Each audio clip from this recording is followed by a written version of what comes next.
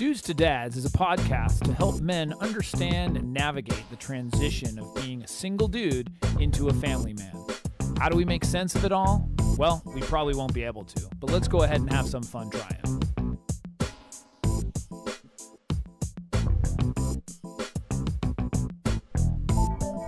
And we are back. We are back. I'm Jason Kreitman. I'm Alan Bush.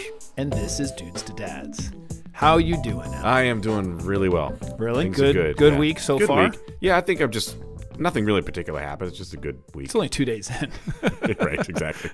There's a lot of time left for something to not go well. To screw up anytime. Tonight's topic is very near and dear to my heart. Okay. I say that because it's really important to me that I learn this stuff as I talk about it. Right. And tonight's topic is getting kids to clean up. Yeah. I'm not sure if you have the experience of having a lot of kids in the house or going over to a house that has kids. Yeah. But there's this concept of non-cleanliness.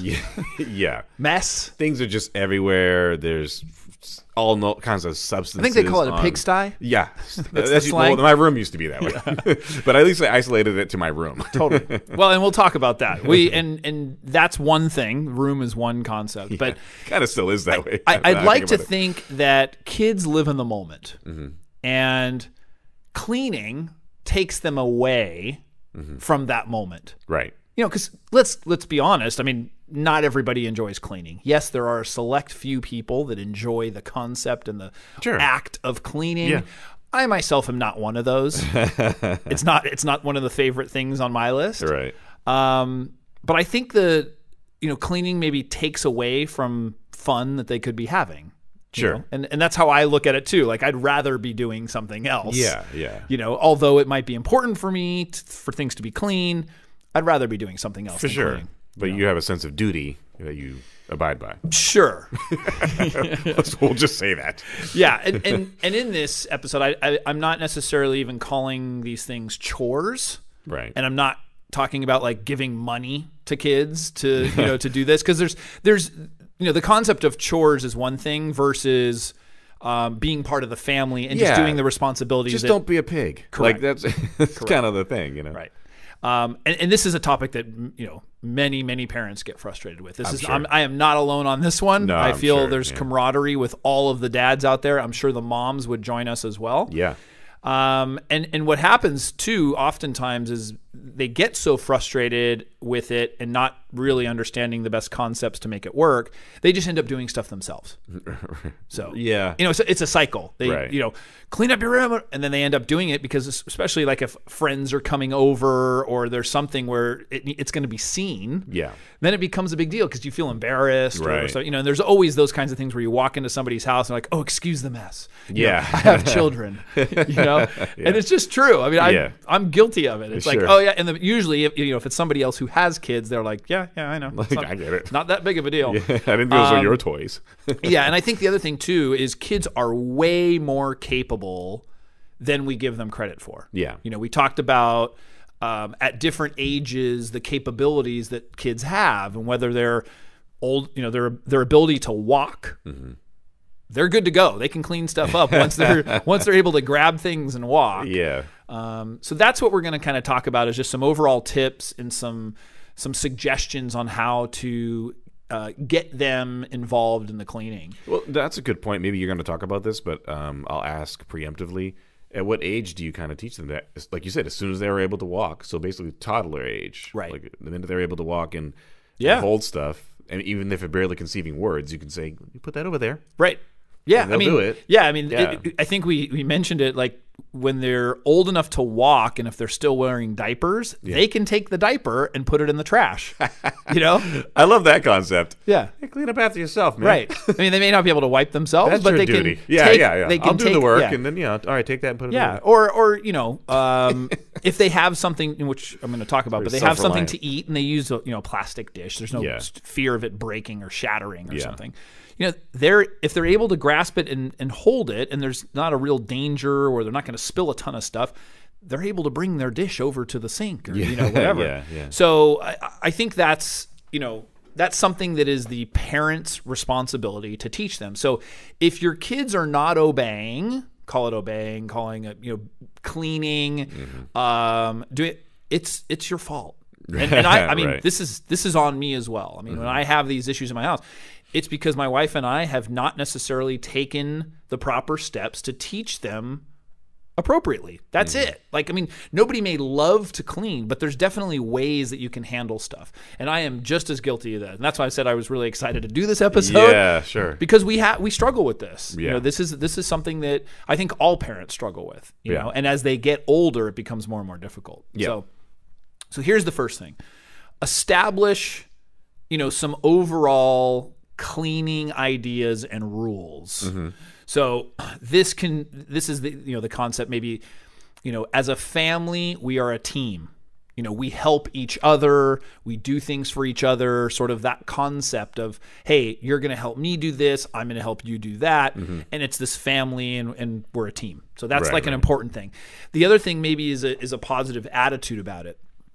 So talking to your children about taking pride in your home, and that you care about your home, you care about the stuff in it, and the things that are yours, you want to take care of. Right. And part of that is being clean and washing things and all of that. So I think that first step is just the overall concept of taking care of stuff that is yours, and then the unity of the team. Sure. Okay. So that's kind of the first concept. Lead by example almost. Well, we're going to talk about that. Oh, there we go. Yeah.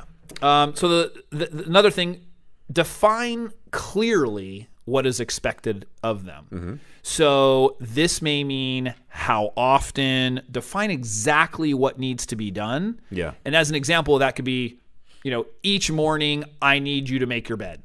Yeah. Or when clothes are dirty, you need to put them in the hamper. Yeah. Whatever, you have to be very, very specific. I get that, because it's not just clean your room, right? And people think, the defining what clean is, right? To them, it may be like, I picked that up and put that over here. That's enough. No, and that happens with my kids. And they said, "Well, my room's clean." Yeah, because I said, "Well, clean your room" or something, and I go up there and I'm like, "That's not my standard of cleaning." yeah. But to them, it is. So we have to set a clear expectation of what things that are off means. The floor. Right. No, in fact, that happened yesterday. It was like, hey, there's nothing on the floor. Yeah. And I said, okay, well, what about that huge pile on your desk over there?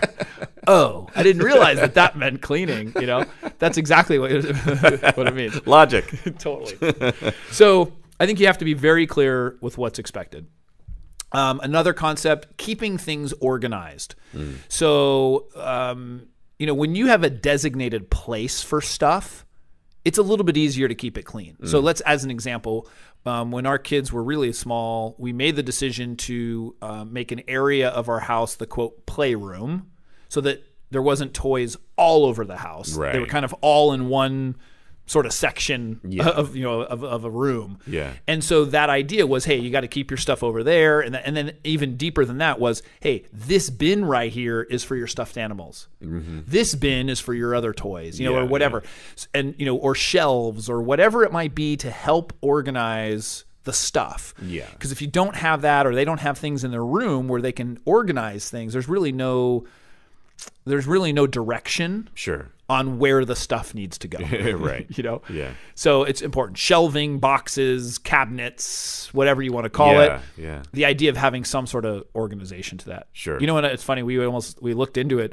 There's people who do this for a living, like organize. Yeah. Closet organizers. Yeah. Closet, house, whatever. Yeah. We were looking at that because of that concept. It's like we felt like we weren't organized enough. Yeah. We didn't end up doing it. We kind of did it ourselves, but I see that happening all the time. Because my kids will even give me that feedback. We're like, well, where does it go? Yeah. Like that's what I'm saying. Wait, can you put that away? And they're like, I don't know where it's supposed to go. I can relate to your kids, because sometimes you accumulate things that don't necessarily have a place when you get out of the box. Right. There's nowhere to put it. Right. So you're like, you're right. Like where do these little figures go? Yeah, and I'm like, where do they go? Yeah, you're right. There's no. I remember I had these Star Wars figures when I was a kid. Yeah, where do they go? So someone I think. Probably my mom got me a case that had shaped like Darth Vader's head or C-3PO's head. Yeah, and you put your Star Wars figures in. And I'm like, oh, it's perfect. Or Hot Wheels. We had the Hot Wheels box. Box. Yeah. So same concept. It's just the idea that you have a place or something to store it in. Even if it is a huge bin. Yeah. it's, that's where the stuff goes. And so then, they kind of understand what's going on. So that's keeping things organized. Another one, and you mentioned this, is set a good example. So, when I come home from work, I have usually two things with me. I have my lunch bag or we call it a lunch box, but it's like a collapsible thing that I bring my lunch in every day. Yeah. And on my computer case or my, laptop case. When I come home, I make a conscious effort because I remember when I was first doing this and the kids were there, I would just leave my stuff like right in the corner near the kitchen.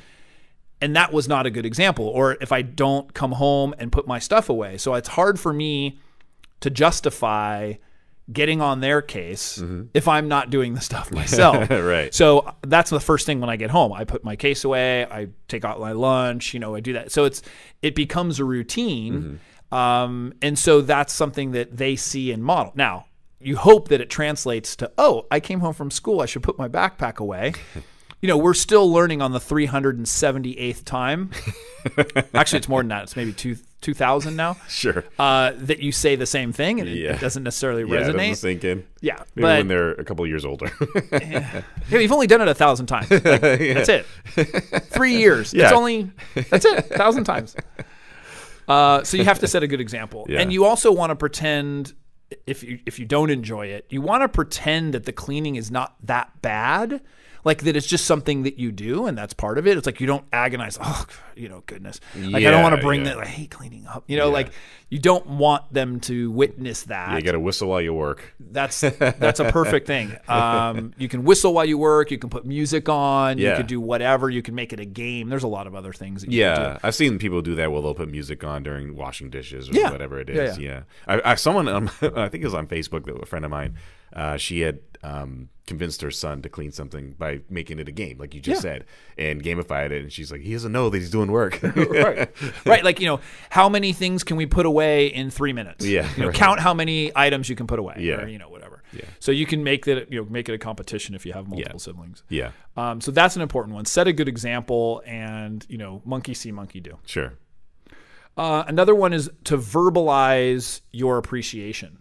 So, in other words, tell them when they're doing something right, positive affirmation. Yeah. Hey, thank you so much for cleaning up your dish and putting it in the dishwasher, or, what? Hey, I noticed, your stuffed animals were off the floor, granted now they're over in the corner, but they were at least off the floor. Yeah, exactly. So try to find some positive. Yeah, you could A for that. Do I sound sarcastic? I smell a little bit of sarcasm. It's such a near and dear topic to my heart. Yeah, I realize that. But like you said, it happened recently. Yeah, it's. I know how much I don't enjoy cleaning. Yeah. So but I'm also cathartic. I find myself, especially compared to my kids, to not be dirty. You know what I'm saying? Like, I don't necessarily get the dust everywhere. But I don't have clutter. I don't leave my clothes, in the pile. Did you when you were a kid? I guess that's a good question. We had pretty strict things to keep things clean. I mean, I remember that. And I remember there was a cleaning person that came it was like every week or every other week or something like that to do like the deep cleaning. Yeah. And we had to get everything cleaned before then. So it was like a Wednesday night was like our night to clean everything. Picked up, and I always wondered that. I'm like, if we have a person clean, and it was always because she's not taking your clothes off the floor. Yeah, right. She's not going to pick up your stuff. No, it was like the deep cleaning of the toilet or what I don't know, vacuuming or whatever else. Shampooing the carpet or whatever. Yeah, it was just we had 5 people in the house, a dog, and it was chaos, And my mom was like, "I'm not doing this." So and we had we were okay with the means to do that, so she was working. So and so that's just maybe verbalizing the appreciation was the item we were talking about. Sure. And then another one that was important is be direct. And so you don't want to sound needy or anxious about it. So you want to just be firm and direct about it. So it's not like, hey, I could really use the help, blah, blah, blah, blah. Like, just say, I need you to, or not even I need, clean up your room. Yeah. Or please clean up your room or whatever. Right. Yeah, you don't even need the I needs or any of that. It's just be direct, be firm, and that's important. So, sure. And so those are just some tips to go over, and I think that can help. So there's 4 categories in my mind, 4 main categories of where cleaning comes in. And so I was going to give an example of each one of them and maybe some tips on what to do in these situations. So the 4 categories are food, toys, clothes, and your room. Okay. We have other stuff, but these are the main. Wouldn't toys, food, and clothes in the room be the problem? Well, so I think of room as being their own personal room, their own space, which we don't have food upstairs. Gotcha. Like yeah, and I understand that. Oh, clothes will be in their room or which I'll explain, all over the house. No, I get that part. Okay. Toys, same thing, where they're supposed to be in one place, they're not there. Yeah. And then food, same thing. Like, all of a sudden there's, plates, half-eaten food, and something else in the garage. Like, how did it get there? I love how room is its own entity because it's true. Because I know when I was a kid, I was pretty much neat around the house, but my room is a total nightmare. Right. Because I figured, no one's going to see my room. I don't know, 7 or 8. So that's something, in 6, doing some prep for this I kind of look at. There was a lot of discussion about, when they become teenagers. And I'll talk about this, is to kind of allow them their own space. Yeah, and I think that you're right, because when people tell me to clean up my room, it was because my room was a mess and I was a kid. But then as I became a teenager, you just do it for rebellion. In a weird way, yeah, and I think they backed off. Like my mom was kind of like, whatever, that's your room, do what you want with it, as long as there's no foul odors and or animals running out of there. I think we're good to go. Fire, yeah. Please do not light the house on fire. We're good to go. Smoke of all kinds coming through there. Yeah, exactly. There's some funny smoke smell coming from Alan's room. Give me my stash. So let's talk about the first one. The first one is food. Yeah. So one of the tips that I would suggest is offering them their favorite cup and plate, and that's all they use. In other words, give them one plate and one cup. So no matter what they want to do, that's the only thing. Because otherwise what happens is we seem to find, no joke, during the course of a day can find 4 or 5 different cups that had been used during the course of the day. Yeah. I don't use 4 or 5 cups. Right. I will wash and use the same one or one of them, Yeah. So that's something to eliminate some of the headache, is kind of like, oh yeah, this is their action figure cup, or like, Toy Story or whatever. And that's their favorite. Let them use that one. Hey, you want to use it? Go ahead. We need to wash it. Yeah. And you can use it again. Yeah, exactly. That kind of thing. Yeah. So you just reduce the number of things available to them. That can help. Personalize their plates. yeah, we had that too. Yeah, no, my son made like a plate in like kindergarten, and that was his favorite plate. And so we just used that one all the time, like for meals and everything else. That's cute. It worked. Yeah. Another thing for food, all trash from the food must be thrown away before anything else is eaten. Okay. So you have to establish this kind of rule. So in other words, if there is something out and they come to you and like, hey, I'm hungry, they have to clean up anything else that is out there. Now, I mean, that's sort of a worst case scenario. Sure. But, sometimes it's hard to catch everything. And so it's like, hey, did you clean up your last meal? Especially like when they're home for an extended period of time. Yeah, I mean, it's one thing when they're at school, they come home, have a snack or something. So just teaching them these things about meals. If they are old enough to walk, they're old enough to bring dishes to the sink. Right. That's the concept. Oh, yeah. That age-appropriate chart or some things we were looking at said 4 to 5 years old, they should be able to clean the dishes and put it in the dishwasher. Okay. So they might not be able to reach, so you have to get them a stool like to wash their dish or something. Yeah. But conceptually, they're capable of doing that. And, Sure. and my kids were for sure. Now, do we allow them... or not even allow, do we have them do it? I don't think enough. Yeah. But the other day we had a friend over, and my daughter, 6 years old, said, I'll do the dishes. I was like, all awesome. right. Yeah, I mean, I wasn't going to argue that one. Right. Which was great. Yeah. But there's not a specific routine with that. And so I think that's something that has to be implemented a little bit more, and say, okay, Monday, Tuesday, Wednesday, whatever, you could have a chart on like who's in charge of what. Yeah. Maybe one day I'm in charge, the other day my son's in charge or whatever. And that's something to kind of divide those, those responsibilities, Yeah. which I think is, is good. Yeah. So if they're old enough, they should be putting in the dishwasher. Now, what often happens is whoever makes the meal, or sometimes I think if one makes it, the other parent cleans dishes or whatever.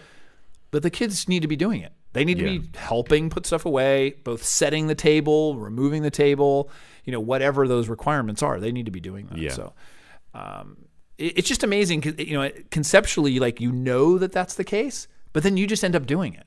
Like, I know I'm guilty of that, where I'm like, okay, I grab all the dishes, but, and I'm helping. Sure. But to actually consciously, okay, you guys get that, and I'll get this. Yeah, and kind of sharing in the duties. And weird, that's your kind of nurturing aspect of wanting to take care of your children. Yeah. So you kind of take the helm and do that. But you're right, you kind of have to actively think, all right, well, they can I'm not teaching them anything. Right, by just taking everything. And I'm taking on that burden. Mm-hmm. Like I or my wife is making this dinner and spend a lot of time making it. Well, you guys can clean up. Yeah. Why not? And Dad's going to kick back with a beer. Yeah. Yeah, that would be nice. Yeah. Kids, go get my beer and clean up. Yeah, exactly. Yeah. I got to learn that. The second category was toys. So the one that we've tried to institute in our house is you put one toy away before another toy is taken out. Mm-hmm. Simple one-for-one concept. Sure. Or if it's like action figures, though, like pile of toys. Yeah, well, they're little pack rats. Like, it's amazing. They've got these like little figures and dolls and like yo-yos and balls and all kinds of stuff, especially when they're little, because all these like all the toys that they have little pieces. Yeah, right. And so there's just all kinds of little pieces everywhere. Yeah. And you find yourself like not knowing what goes to what, and like you step on something and whatever. So we've tried to institute, and they're getting better. It's like, okay, I took out this game, I got to put it back before I go get the Legos out, or I got to clean up all the Legos before I go get the card game out. Whatever it might be. Yeah. And so that's something that's really, really important. And that's pretty much the major rule with toys. The other that might be is that the toys are designated to a specific area, which we try to do, so that rather than by our, living room, kitchen, upstairs, office, whatever, there's toys everywhere. It's, okay, this room is dedicated to you guys. It's your space. Mm-hmm. It's your playroom. That's where all the toys go. Right. We don't bring toys out of the playroom. Right. Gotcha. So there's no reason to be playing that in my office. Unless you're playing Dad. Yeah. They get their own microphones and stuff. Yeah, they come here. They come here. That's right. Yeah. And so the other category is clothes. Yeah. So what will happen is that you will be, if you have multiple, like let's say multiple bathrooms as an example, all of a sudden I go into the bathroom near our family room, and my daughter's clothes are in there. Yeah. It's like, how did that happen? Like, I didn't get changed in that room. How does that happen? And so apparently she was getting ready to go upstairs and maybe just took off her clothes there. Yeah, right. Great. Yeah. What about grabbing them? So you'll find that there will be clothes, jackets, shoes, socks, hats. Strewed about. All over the place. Yeah. Like there's just, so in that same manner, where does this stuff go? You have to have a designated place for it. So hey, your jackets go on in this closet or in this hanger, or your hats are in this box in your closet, or whatever it might be. Having those places where they are familiar with this is where stuff goes, so that they know. One thing I was reading, they said, don't fold it. Like that's, like laundry, like don't fold their laundry and don't do their laundry. And so that's another concept too, where meaning only clothes that are in their hamper will be washed. Okay. So if there's clothes on the floor, clothes somewhere else, it's not getting washed. Right. Right. That's it. Yeah. It's simple. Yeah. So that's a simple one to implement. You just, the other thing too, though, is you're saying it's getting washed because you're doing the wash. There's a certain age too, where when they start to get to like 7, 8 years old, they're able to actually do the laundry. Sure. You have to, teach them and let them know the colors and that kind of stuff. But the reality is that they can do it. We haven't implemented that. I think we should. But that's something that, they can help out with. And so, hey, you guys if you want your clothes washed, go wash it. Yeah. So that's something else. Experts will say that even at 2 to 3 years old, so once again, walking, able to do that, they can put away their own they got clean clothes, they can put it away where it goes. Same thing with putting their clothes in the hamper or whatever. Sure. As soon as they are able to walk and grab stuff, same thing. No, I thought interesting because he brought that up in the earlier part of the show, and I was thinking about that. I'm like, yeah, I guess they can bring stuff to somewhere. I could get a baby to do that. Mm-hmm. A baby, hey, can you bring that to me? Thank you. Right. And it's like, well, you just picked it up. Right. Yeah. And the other thing too is to designate like what is clean and what's not. Yeah.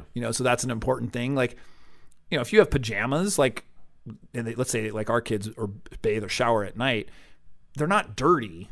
Right. Like the clothes aren't really dirty, so they can wear the same thing without, laundering it. Yeah. So just either put it away or put it in, some area where you have it. The other thing too, which is similar to the toys or whatnot, is just have a lot less. Yeah. Like, I know, yeah. Clutter is the biggest problem. Just have a lot less clothes. Accumulating a lot of things. Yeah, I mean, and I had mentioned, we're lucky enough that we get a lot of, neighbors and friends that'll hand me down stuff because they've got kids that are a little bit older. Yeah. But our kids always have like favorite stuff. Like they want to wear the same things, especially, probably more so boys than girls, like every day. Yeah. It's like you just wore those pants yesterday, and that shirt. And they just don't care. Like that's what they like. Yeah. I've seen it grabbed from the hamper and put it back on. I'm like, that was what you were wearing yesterday, wasn't it? And they'll do that. Yeah. Just without even knowing it. That's or not well knowing it, but just not knowing that they're not supposed to be. Right. Like that needs to be washed. Right. So just get a lot less stuff. You don't need so many clothes. Yeah. And options. And then the last category of their room, and that's just sort of their overall room. Now, so this is really, I think more so than the other categories, it's really an individual decision. Some parents, and I think it depends on your level of cleanliness and your desire, because in fact, all of these things do. It's really about how much you want to be clean. Sure. We're teaching them responsibility and some other things, but some people are much more clean and clutter-free than others. And so it's all about your tolerance, and you want your kids in general, I'm sure, to match how you are. Yeah. If you don't care about this stuff, then you don't need to teach them as much.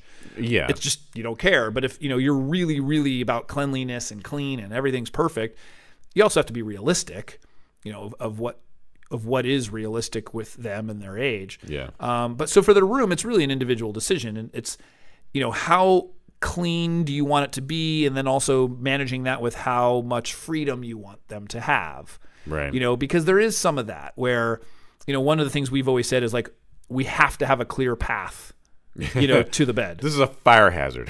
Totally. Stop that. Absolute fire hazard. Yeah. Or some people say, well, I want you to make your bed every morning. Like me, I'm not as concerned with my children making their bed every single morning. Sure. I mean, at least somewhat straight, so it's like there's not sheets on the ground and stuff. Right. But my wife might feel differently, yeah. Or vice versa. So you just have to kind of manage that and figure out what works for you guys as a family and make sure you are clear on that again, on the expectations. Yeah. And I think instilling those habits early on, I say this because I'm messy in the room area, and I never was reinforced, that. But it's just not that important to you. And it was not that important to me now, but as I get kids, I think I'd want it to be important to them so they learn certain habits that I didn't have growing up. Because I had to learn things a lot later, like how to fold clothes and do laundry and all that stuff. And that almost took me to college. Well, it's also important of your significant other and their level of cleanliness. Yeah, that's true too. If your girlfriend is way more, concerned about cleanliness than you are, but you just don't care. It's like you guys kind of have to compromise and come in the middle, or otherwise, the messy person's always messy, and then the cleaner person's just always cleaning it up. Yeah, true. So there's like that give and take. Exactly. Yeah. So I think the bottom line is that everyone needs to contribute, no matter how old they are. That's what this is about. This isn't, like I said, it's not about chores or anything like that. I just really think it is up to us as parents to teach them how to be an effective and contributing team member. That's kind of the way I called it, as a team member in the house. Sure. This is a team effort. I'm going to make the dinner. You're going to clean up. Mom's washing the clothes. We're going to put it away, or, whatever that is. And it's like kind of seeing that there's all these different tasks. For our house specifically, I don't call them chores. We kind of just say, here's all the things that we do. These are your responsibilities of all of us. And that's part of it. So I don't yet have a checklist, but maybe that's something, could happen where it's like, hey, you're doing the trash, I'm doing this, and that can be helpful for some people. Yeah, for sure.